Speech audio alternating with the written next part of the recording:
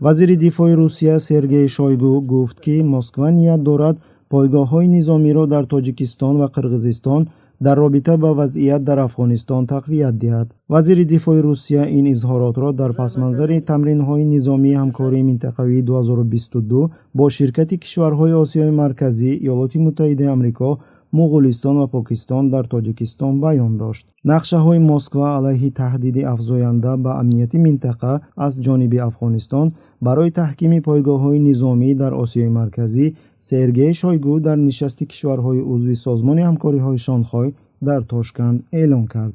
Серьезным вызовом безопасности в Центральной Азии остается положение дел в Афганистане, где активизируются международные террористические организации, такие как ИГИЛ и Аль-Каида.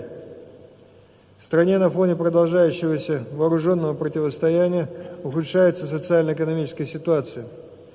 Насаждается идеология религиозного радикализма, процветает наркотрафик и трансграничная преступность. Со своей стороны повышаем боевую готовность российских военных баз в Киргизии и Таджикистане, а также других сил реагирования на возможные кризисные ситуации.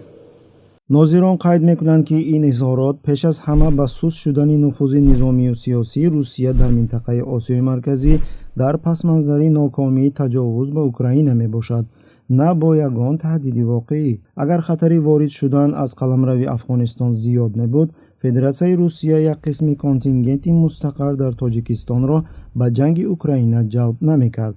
дар воқеъ амнияти минтақа камтарин нигаронии Кремл мебошад.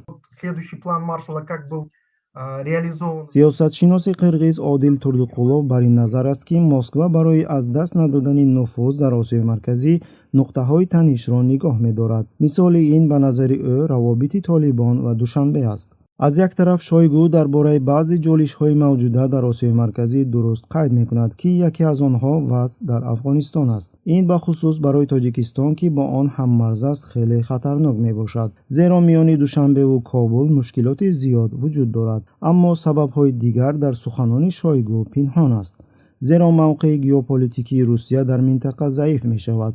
мо мебинем ки кишварҳои Осиёи Марказӣ аз Кремл дур шуда кӯшиш мекунанд ки сиёсати хориҷиро худ ба роҳ монанд. Москва дар таъмини амнияти сиёсӣ ва низомӣ дар минтақа танҳо буд. ҳоло онҳо аз гум кардани қузури худ метарсанд ва ин онҳоро хеле ба ташвиш меорад. ҳоло фаъолияти Русия ба сӯи Украина нигаронида шудааст.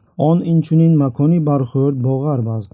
эҳтимол агар боз як макони низо пайдо шавад, Ғарб маҷбур мешавад ки бо Русия музокира кунад. аз ин рӯ Москва ваҷҳ дорад ки дар минтақаҳои дигар маконҳои низо эҷод кунад.